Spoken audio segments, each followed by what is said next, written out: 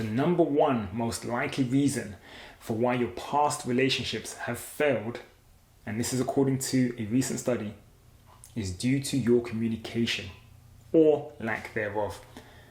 Another closely related reason is unresolved conflicts, the inability to take previous disagreements and resolve them in a healthy way.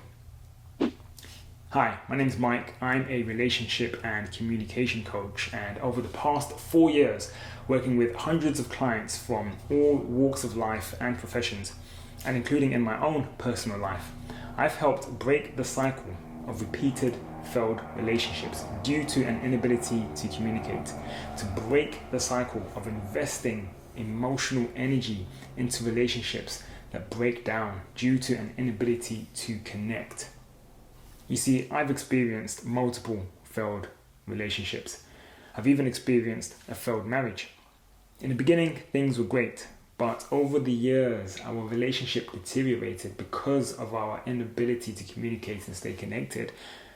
Whenever she would bring a complaint or something important to her to talk about, if ever I heard any amount of blame or judgment, my ego would flare up and I would go on the defensive. I wouldn't have the capacity to connect with her and align with her needs. And so our communication deteriorated and our relationship deteriorated. Whenever I wanted to express myself, if ever I got heated, I would express myself in a tragic way.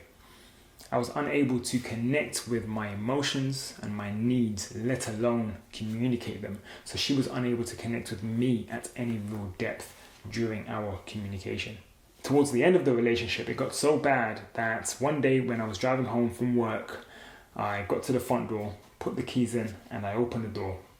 And I could see that my wife had packed all of her belongings and she had left without warning. I was so devastated. And not just because the relationship had broke down, but because of the idea that this was someone with whom I had developed a 5-year relationship with, someone with whom I could laugh and joke with. But now suddenly, we found ourselves in a position where we were unable to even have a 2-minute conversation without it flaring up into an argument. It was so tragic and I was so heartbroken that I knew that something had to change. I not only had to change how I communicated, but I also had to change who I was. So I committed to learning everything I could about communication, but I also educated myself on who I am and how I was being. I educated myself on my attachment styles and my wounds and how they were showing up in my relationship, because I was committed to growing. I was committed to enjoying a relationship in which I could grow and my partner could grow.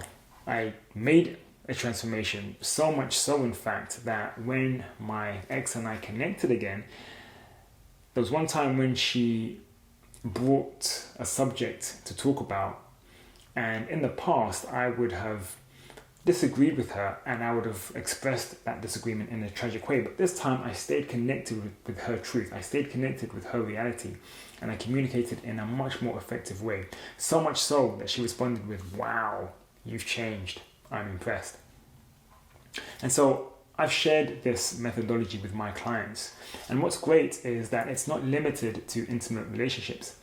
For example, one of my first clients in fact, he came to me wanting to improve his intimate relationships, but he also had issues with other relationships in his life.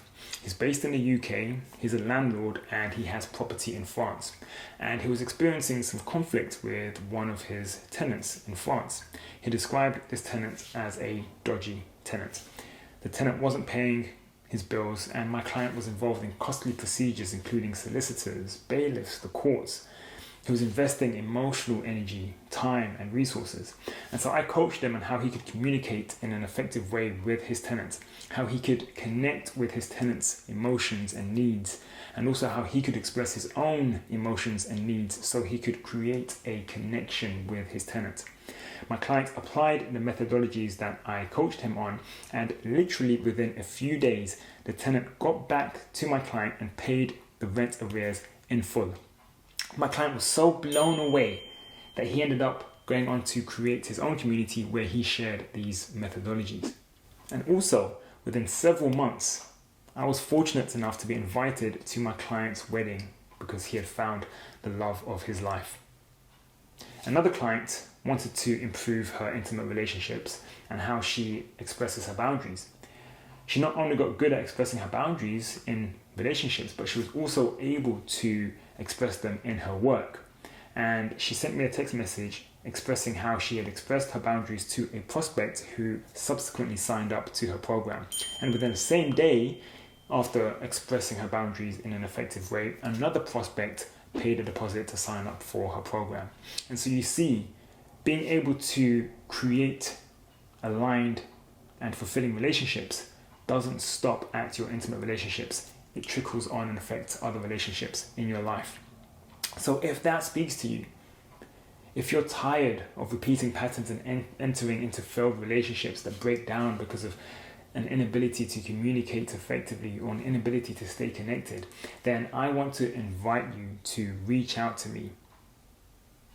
If you're ready to transform yourself, to be able to create aligned and fulfilling relationships, I want you to find the Work With Me button somewhere on this page.